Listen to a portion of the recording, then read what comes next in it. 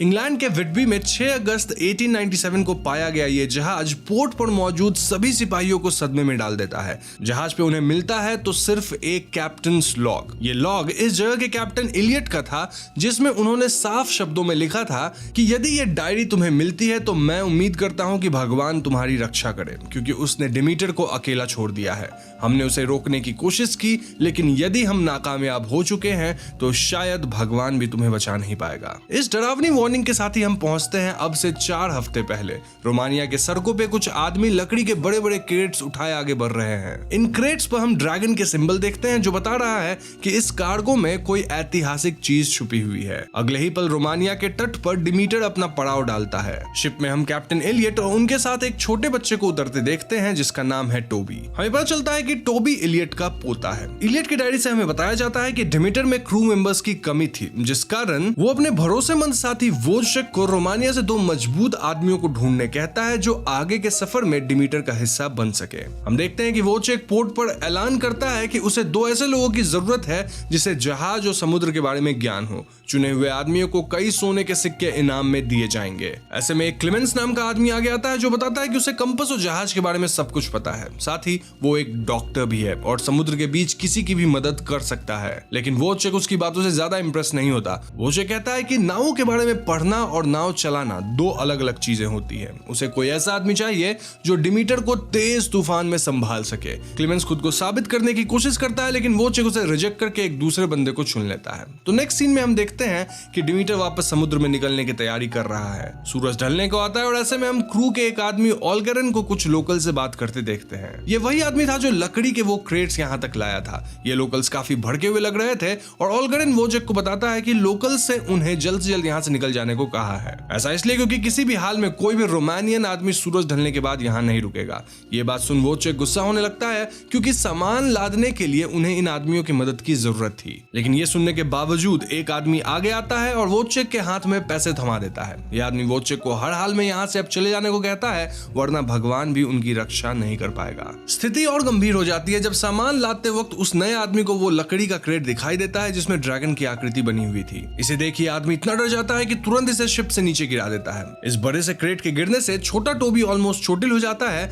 लेकिन एन वक्त पे क्लेमेंस आगे आकर उसे बचा लेता है। उस आदमी की ऐसी हरकत देख कैप्टन एलियट उसे कन्फ्रंट करते हैं, लेकिन यहाँ ये आदमी बस इतना कहता है कि उसे कभी भी इस सामान को इंग्लैंड पहुंचाने की जिम्मेदारी नहीं लेनी चाहिए थी। हम देखते हैं कि अब ये आदमी एकदम से जहाज छोड़ देता है और उसकी नामौजूदगी में वोजचेक को मजबूरन क्लेमेंस को अगला क्रू मेंबर बनाना पड़ता है। इस सारी घटना के बाद फाइनली डिमीटर पोर्ट से निकलती है और इंग्लैंड की तरफ अपना सफर शुरू करती है। लेकिन इस पॉइंट पे हम अब भी रोमानिया के लोगों को देखते हैं, जो डिमीटर को जाता हुआ देख उसकी सलामती के लिए दुआ मांग रहे हैं। मानो इन्हें कुछ ऐसा मालूम है जिसके बारे में डिमीटर के क्रू को अंदाजा भी नहीं है। तो नेक्स्ट सीन में हम शिप के अंदर का नजारा देखते हैं, जहां टोबी क्लेमेंस को पूरा शिप दिखाता है। टोबी क्लेमेंस को अपने पेट डॉग हकल से मिलवाता है। वो उसे शिप का कार्गो होल्ड दिखाता है, जहां कई सारे सामान और खास करके वो वुडन क्रेट्स लंदन पहुंचने के लिए रखे गए थे। शिप में सभी आदमियों के लिए अनाज और कई जानवर भी रखे गए थे, ताकि खाने पीने की कोई दिक्कत ना हो। अब इस पॉइंट पे हम जहाज के कार्गो होल्ड में कुछ अजीब नोटिस करते हैं। हम देखते हैं कि यहाँ रखा सामान अपने आप हिल रहा है,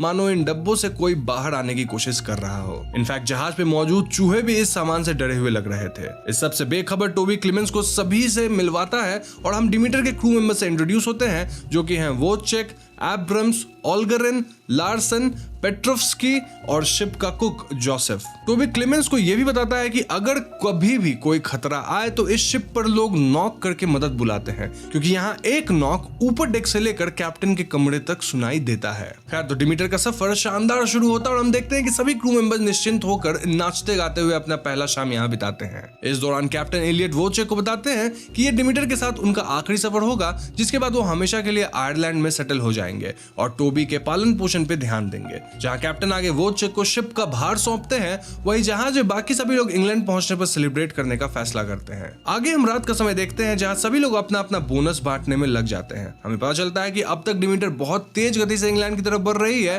और अगर ऐसा ही रहा तो ये शिप बिना किसी पोर्ट ब्रेक के अपने मंजिल तक पहुंच जाएगी। इस बात से लार्सन और बाकी सब बहुत खुश दिखाई देते हैं, लेकिन क्लेमेंस ज्यादा इंटरेस्टेड नहीं दिखता।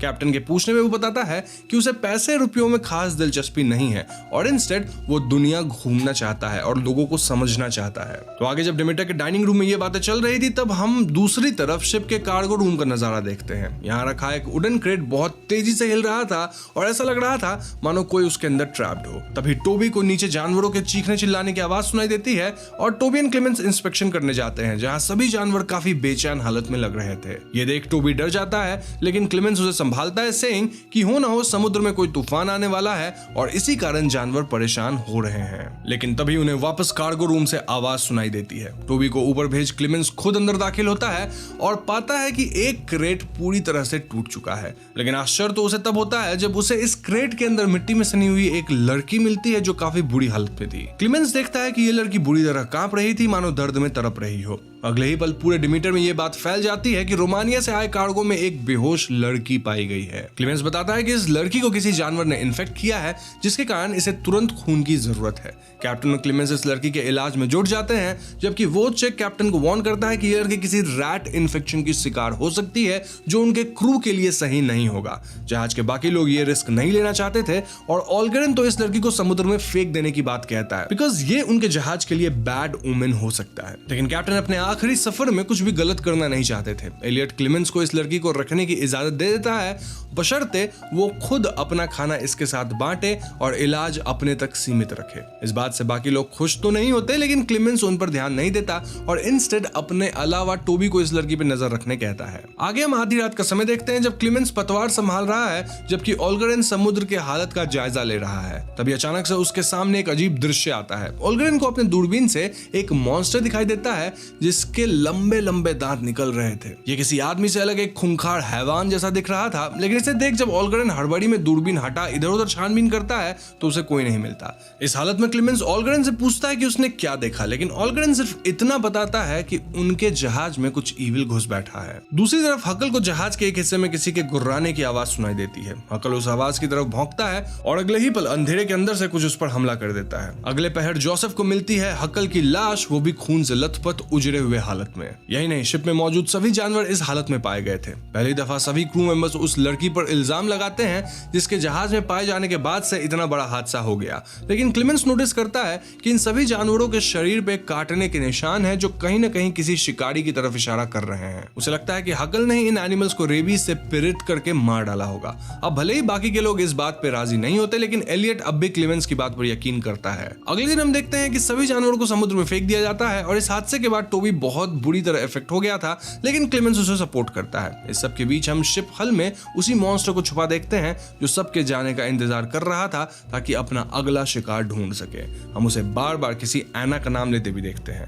अब तक उस लड़की की हालत भी ठीक होने लगी थी और हमें पता चलता है कि उसी लड़की का नाम एना है। दूसरी तरफ हम डिमीटर में सभी लोगों को काफी परेशान देखते हैं। एक तरफ पेट्रोव्स्की क्लेमेंस और एना पे इल्जाम लगाता है और दूसरी तरफ जोसेफ और ऑलगरेन श्योर थे कि जहाज पे किसी ईविल का कब्जा है। जोसेफ नोटिस करता है कि मौसम काफी बिगड़ने लगा है और तो और जहाज पर से सभी चूहे अचानक गायब हो गए हैं, जिसका मतलब है कि कुछ बहुत बुरा होने वाला है। आगे होता भी कुछ ऐसा ही है, क्योंकि उस रात नाइट वॉच के दौरान वो मॉन्स्टर अचानक हल से निकल पेट्रोव्स्की पे हमला कर देता है। हम देखते हैं कि वो उसे नोच नोच कर उसका खून पीने लगता है और अंत में उसे समुद्र की गहराई में फेंक देता है। पेट्रोव्स्की चाह कर भी अपनी जान नहीं बचा पाता और अगले दिन क्लेमेंस और बाकी सबको सिर्फ डेक पे खून के धब्बे मिलते हैं। लार्सन को लगता है कि शायद पेट्रोव्स्की नशे की हालत में समुद्र में गिर गया होगा, लेकिन खून के निशान देख क्लेमेंस का शक अब बढ़ने लगा था। वो बताता है कि उसने हकल के शरीर के जख्मों को समझा है और ऐसा लगता है मानो उसकी मौत किसी अजीब कारण से हुई थी। तभी हम एना को यहाँ देखते हैं जो अब होश में आ चुकी थी। एना चीखती हुई डेक पे आती है और बताती है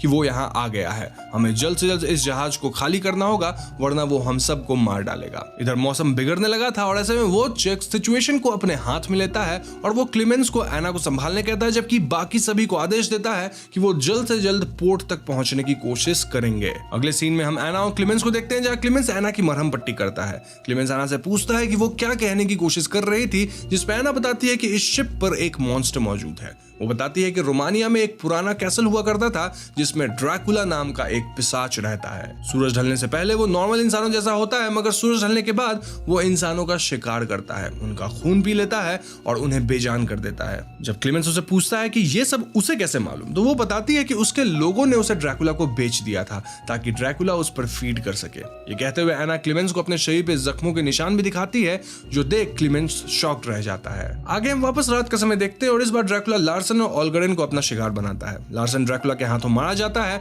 जबकि ऑलगरेन बुरी तरह जख्मी हो जाता है। समुद्र में तूफान बढ़ने लगा था और इस स्थिति में बिन पतवार संभाले जहाज पलटने की स्थिति आ जाती है। क्लेमेंस और वोचेक जहाज तो बचा लेते हैं, लेकिन उन्हें मिलता है ऑलगरेन, जो कि वैसे ही बाइट का निशान से जख्मी था जैसे बाकी विक्टिम्स। क्लेमेंस उसे काबू में करने के लिए बांध देता है और उसे बचाने की कोशिश करता है, लेकिन वो देख नहीं पाता कि धीरे धीरे ऑलगरेन अंदर से तब्दील होने लगा था। इधर एलियट अपने बचे हुए लोगों को पूरे शिप पर कड़ी निगरानी रखने कहता है ताकि पता चल सके कि यह हमला कर कौन रहा है। जब अगले दिन उसे होश आता है तो हम देखते हैं कि ऑलगरेन की आंखें सफेद पड़ने लगी हैं। वो एक ट्रांस जैसी स्थिति में है और अपने कमरे से बाहर निकलता है और अपने सामने टोबी को पा उस पर हमला कर देता है। टोबी किसी तरह खुद को बचाकर एलियट के कमरे में छुप जाता है, जबकि ऑलगरेन किसी पागल की तरह अपना सर पटक पटक कर कमरे का डोर ही तोड़ डालता है। खुद को बचाने के लिए टोबी क्रॉस का लॉकेट बाहर निकालता है और वो नॉक का इस्तेमाल करके क्लेमेंस को आवाज लगाता है। उसकी आवाज सुन क्लेमेंस, एलियट और वोचेक नीचे आते हैं और अब ऑलगरेन उन पर हमला कर देता है। टोबी अब भी कैप्टन के कमरे में छिपा हुआ था, लेकिन तभी अचानक कोनों से ड्रैकुला उस पर झपट पड़ता है। उसे बचाने के लिए एना खुद बंदूक उठाकर कमरे में दाखिल होती है, लेकिन तब तक टोबी बुरी तरह जख्मी हो चुका था।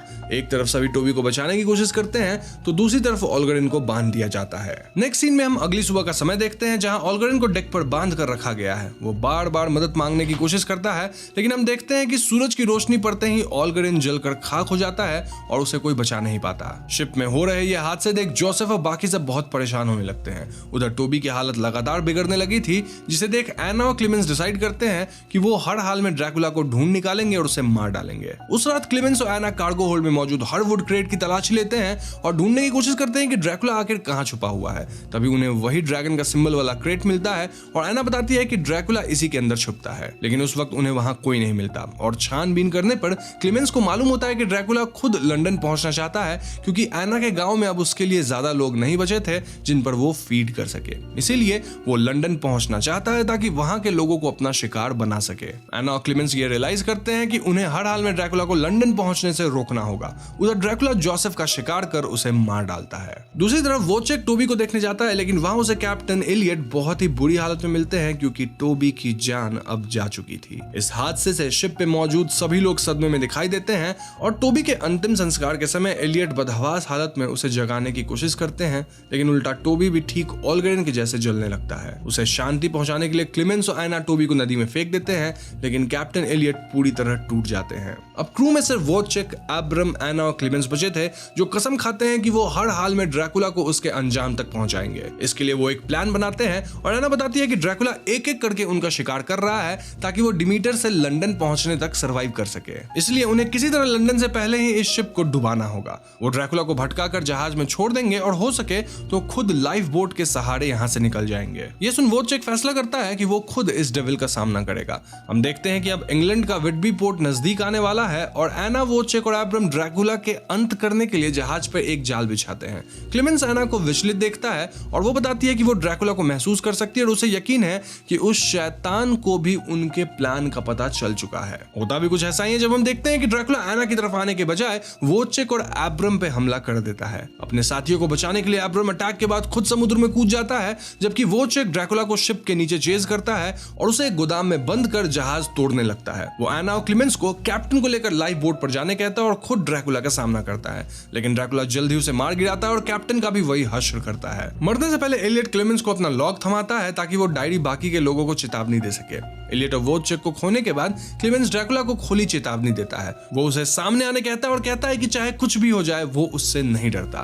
तभी ड्रैकुला क्लेमेंस के सामने आ जाता है और अपने पंजों से उस पर हमला कर देता है। ड्रैकुला क्लेमेंस से कहता है कि वो उससे एक दिन जरूर डरेगा, लेकिन क्लेमेंस डट कर उसका सामना करता है। क्लेमेंस को बचाने के लिए एना ड्रैकुला पे गोली चलाती है और ड्रैकुला अब उस पर हमला कर देता है। इधर क्लेमेंस नाव को समुद्र में निकाल चुका था। वो और एना किसी तरह ड्रैकुला को यहीं फंसा कर समुद्र में कूद जाते हैं। ड्रैकुला पूरी तरह फंस चुका था जहां अब शिप डूबने वाली थी, लेकिन तब तक जहाज विटबी के करीब पहुंच चुकी थी और पोर्ट पोर्ट पर सिपाही इस जहाज को देख लेते हैं और उसे डूबने से रोक लेते हैं। वो समझ नहीं पाते कि डिमीटर पर बैठा शैतान इसी इंतजार में था। वहीं अगली सुबह हम एना और क्लीमेंस को जहाज के टूटे हुए हिस्से के सहारे तैरता हुआ देखते हैं। जब क्लीमेंस व्हिटबी पोर्ट को करीब पाकर चैन की सांस लेता है, लेकिन तभी उसकी नजर एना पे पड़ती है जिसकी आंखें अब सफेद पड़ने लगी है। एना क्लीमेंस को खुद को बचाने के लिए धन्यवाद कहती है, लेकिन अब उसका समय आ चुका था। क्लीमेंस एना को खोना नहीं चाहता था, लेकिन वो कुछ कर भी नहीं पाता। हम देखते हैं कि सूरज चढ़ते ही एना आग की लपटों में भस्म हो जाती है। वहीं क्लीमेंस को हम व्हिटबी पहुंचते देखते हैं और अगले दिन के अखबारों में डिमीटर को घोस्ट शिप कहा जा रहा है, जहां एक भी सर्वाइवर नहीं रहा। लेकिन क्लीमेंस को पता है कि शहर में कहीं ड्रैकुला मौजूद है और वो उसे ढूंढ कर रहेगा। अंत में हम क्लीमेंस को एक औरत से एबी के बारे में पूछते देखते हैं, जो वही जगह है जहां ड्रैकुला पहुंचना चाहता था। वो औरत उसे बताती है कि एबी पहुंचने में सुबह तक का वक्त लग सकता है और तभी क्लीमेंस को अपने पीछे कुछ महसूस होता है। हम देखते हैं कि ड्रैकुला वही कोने में काले कपड़ों में छुपा बैठा है। क्लीमेंस उसे महसूस कर लेता है और उसे ढूंढने निकलता है। यहीं पर यह कहानी समाप्त हो जाती है। सन 1887 के ट्रांसिल्वेनिया में होती है, जहां doctor Victor Frankenstein Count Dracula की मदद से एक मॉन्स्टर बनाता है, पर ड्रैकुला जल्द ही मॉन्स्टर को लेकर अपने इविल प्लान्स रिवील करता है और वो डॉक्टर को मार देता है। इसी बीच गांव के लोग फ्रैंकेनस्टाइन के कासल के पास आ जाते हैं और इगोर नामक असिस्टेंट वहां से भाग जाता है, पर वो जाते जाते गांव वालों को बता देता है कि डॉक्टर के द्वारा बनाया गया मॉन्स्टर पास के विंड मिल में है। फ्रैंकेनस्टाइन का मॉन्स्टर डॉक्टर की बॉडी को लेकर विंड मिल में छुपा हुआ होता है, जहां गांव के लोग आकर उसमें आग लगा देते हैं। ड्रैकुला और उसके तीनों वाइफ्स वहां आते हैं और गांव वालों को डराकर भगा देते हैं, पर ड्रैकुला को लगता है कि आग में डॉक्टर का रिसर्च और उसके द्वारा बनाया गया मॉन्स्टर दोनों ही नष्ट हो चुका है। कहानी अब 1 साल बाद वैन हेल्सिंग नामक एक मॉन्स्टर हंटर पे फोकस करती है, जो कि पेरिस में मिस्टर हाइड नामक एक मॉन्स्टर को मार गिराता है। इसके बाद वैन हेल्सिंग रोम के वेटिकन में आ पहुंचता है, जहां उसे अगले मिशन के बारे में पता चलता है। वैन हेल्सिंग को प्रीस्ट बताते हैं कि उसे ड्रैकुला को मारना होगा और उनका मानना था कि ड्रैकुला को मार के वैन हेल्सिंग अपने पास्ट मेमोरीज को हासिल कर पाएगा, क्योंकि वैन हेल्सिंग को एमनीजिया था, जो कि उसके पास्ट सिंस का एक पनिशमेंट था। जिन्हें एमनीजिया के बारे में नहीं पता उन्हें मैं बता दूं कि इसमें लोगों की पुरानी मेमोरी काइंड ऑफ फेड होने लगती है।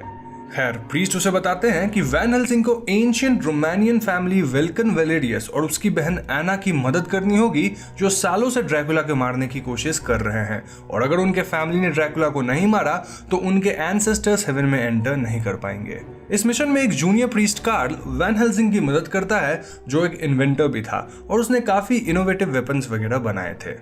इसी बीच ट्रांसिल्वेनिया में वेल्कन और एना एक वेयरवुल्फ से फाइट कर रहे होते हैं, लेकिन वेयरवुल्फ को ट्रैप करने के चक्कर में वेल्कन वेयरवुल्फ के साथ ही क्लिफ से पानी में गिर जाता है और एना को लगता है कि उसका भाई मारा गया। वैन हेल्सिंग भी ट्रांसिल्वेनिया आ जाता है और गांव में वो देखता है कि ड्रैकुला की वाइफ्स एना पे अटैक कर रही हैं।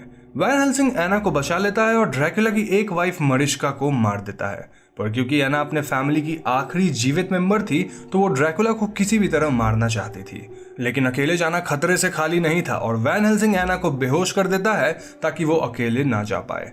रात को जब एना को होश आता है तो उसे वेल्कन मिलता है, जो ड्रैकुला के इविल प्लान के बारे में बताने आया था, लेकिन कुछ ही देर में वेल्कन खुद एक वेयरवुल्फ बन जाता है और हमें ये रिवील होता है कि पानी में गिरने से पहले वेयरवुल्फ ने वेल्कन को काट लिया था। वेल्कन अब एना पे ही अटैक कर देता है और वैन हेल्सिंग के वहां आ जाने से वो भाग जाता है। वैन हेल्सिंग और एना वेल्कन का पीछा करते करते ड्रैकुला के पास पहुंचते हैं, जो कि फ्रैंकेनस्टाइन के कासल में होता है।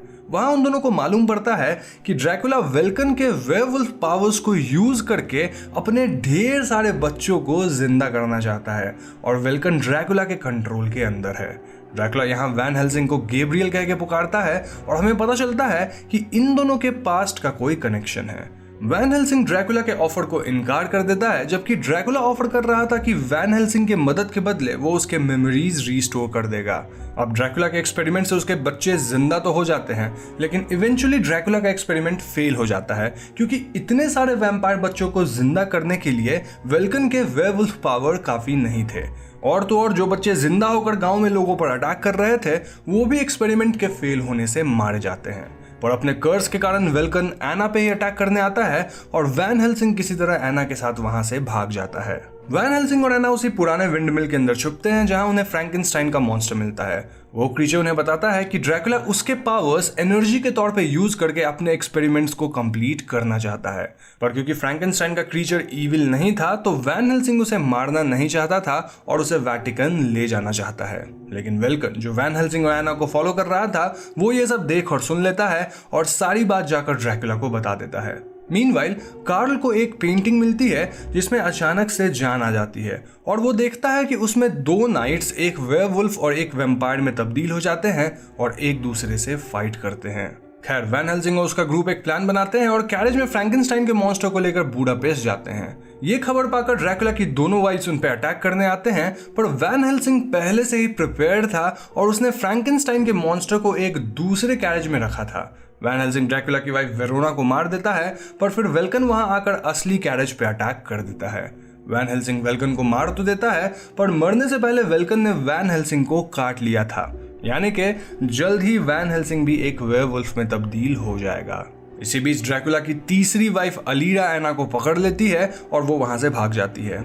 असल में अलीरा ने ऐसा इसलिए किया था ताकि वो एना को बार्गेन की तरह यूज करके फ्रैंकेनस्टाइन को ड्रैकुला के लिए हासिल कर सके। खैर, डील करने जाने से पहले वैन हेल्सिंग फ्रैंकेनस्टाइन के मॉन्स्टर को एक क्रिप्ट में छुपा देता है और वो एना को रेस्क्यू करने जाता है। पर वहां जब वैन हेल्सिंग एना को रेस्क्यू कर लेता है तो वो देखता है कि ड्रैकुला के वैम्पायर्स और इगोर ने फ्रैंकेनस्टाइन के मॉन्स्टर को ढूंढ निकाला है और वो क्रीचर अब ड्रैकुला के हवाले था। वैन हेल्सिंग एना को लेकर वहां से भाग जाता है और वो सब एना के फैमिली कासल में आते हैं, पर जाने से पहले वैन हेल्सिंग कार्ल के इन्वेंशन की मदद से सारे वैम्पायर्स को मार गिराता है। यहाँ उन्हें दीवार पे एक इंस्क्रिप्शन मिलता है और तब वैन हेल्सिंग को वेटिकन में प्रीस्ट के द्वारा दिए गए एक इंस्क्रिप्शन के टुकड़े के बारे में याद आता है। जब वैन हेल्सिंग इस टुकड़े को दीवार के इंस्क्रिप्शन पे लगा देता है तो वो दीवार एक डोरवे में तब्दील हो जाता है और ये रास्ता उन्हें फ्रैंकेनस्टाइन के कासल तक पहुंचा देता है। कासल में आकर वैन हेल्सिंग, एना और कार्ल फ्रैंकेनस्टाइन के मॉन्स्टर को आजाद तो नहीं कर पाते, पर वो क्रीचर उन्हें वैन हेल्सिंग को ठीक करने का एक रास्ता बताता है जिससे वैन हेल्सिंग पूरी तरह वेयरवुल्फ ना बने। असल में ड्रैकुला के पास एक क्योर था, क्योंकि ड्रैकुला को पता था कि उसकी मौत सिर्फ एक वेयरवुल्फ के द्वारा ही हो सकती है। इसीलिए वो ये क्योर हमेशा अपने पास संभाल कर रखता था ताकि जरूरत पड़ने पे वो इसे इस्तेमाल कर सके। तो अब कार्ल और एना इगोर को कैप्चर करके वैन हेल्सिंग के लिए क्योर ढूंढने जाते हैं और वैन हेल्सिंग फ्रैंकेनस्टाइन को आजाद करने जाता है। लेकिन क्योर के पास पहुंचकर इगोर एना और कार्ल को लॉक करके वहां से भाग जाता है और ड्रैकुला की तीसरी वाइफ अलीरा वहां आकर एना पे अटैक करती है। एना और अलीरा की लड़ाई होती है और कार्ल क्योर को लेकर वैन हेल्सिंग तक पहुंचने की कोशिश करता है। एक ब्रिज के पास इगोर का कार्ल से आमना सामना होता है और उनके मुठभेड़ में इगोर नीचे गिरकर मारा जाता है। इसी बीच ड्रैकुला अपना एक्सपेरिमेंट कंटिन्यू करता है और वो फ्रैंकेनस्टाइन के मॉन्स्टर को यूज करके अपने बच्चों को जिंदा करता है। और एक्सपेरिमेंट के बीच फ्रैंकेनस्टाइन का मॉन्स्टर आजाद हो जाता है और वो उस जगह पहुंचता है जहां एना और अलीरा की लड़ाई हो रही थी। अलीरा एना को मारने ही वाली होती है, पर फ्रैंकेनस्टाइन का मॉन्स्टर अलीरा पे गिर जाता है जिससे अलीरा की मौत हो जाती है। फ्रैंकेनस्टाइन का मॉन्स्टर एना को कार्ल और वैन हेल्सिंग की मदद करने भेजता है। अब क्योंकि वो रात फुल मून की थी तो वैन हेल्सिंग पूरी तरह एक वेयरवुल्फ में तब्दील हो जाता है और ड्रैकुला भी अपने मॉन्स्टर फॉर्म में आकर उससे फाइट करता है। ड्रैकुला वैन हेल्सिंग को मैनिपुलेट करने की कोशिश करता है और उसे बताता है कि सालों पहले उसने ही वैन हेल्सिंग को मारा था और अगर वो चाहे तो वो उसकी मेमोरीज वापस कर सकता है। पर ड्रैकुला का मैनिपुलेशन काम नहीं करता और वैन हेल्सिंग ड्रैकुला के गले को काट लेता है जिससे ड्रैकुला की मौत हो जाती है और वो एक स्केलेटन बन जाता है। तभी ड्रैकुला के द्वारा जिंदा किए गए उसके बच्चे भी मारे जाते हैं। उसी वक्त वहां एना आती है, पर वैन हेल्सिंग अपने कर्स के कारण एना पे ही अटैक कर देता है जिससे एना की मौत हो जाती है। पर मरने से पहले एना ने वैन हेल्सिंग को वो क्योर इंजेक्ट कर दिया था जिससे वैन हेल्सिंग अपने ह्यूमन फॉर्म में आ जाता है। एना की लाश देखकर वैन हेल्सिंग टूट जाता है और बाद में हम व्यूअर्स कार्ल और वैन हेल्सिंग को एना का अंतिम संस्कार करते देखते हैं। वैन हेल्सिंग आसमान में ये देखता है कि एना की स्पिरिट उसके फैमिली से मिल चुकी है और वो सब फाइनली हेवन में एंटर कर पाते हैं। वैन हेल्सिंग ये देखकर खुश होता है और वो कार्ल के साथ अपने अगले एडवेंचर के लिए निकल जाता है। वहीं दूसरी तरफ फ्रैंकेनस्टाइन भी एक राफ्ट में समुद्र में रो करते हुए चला जाता है, यानी कि वो भी बच गया है। मूवी यहीं पर खत्म हो जाती है।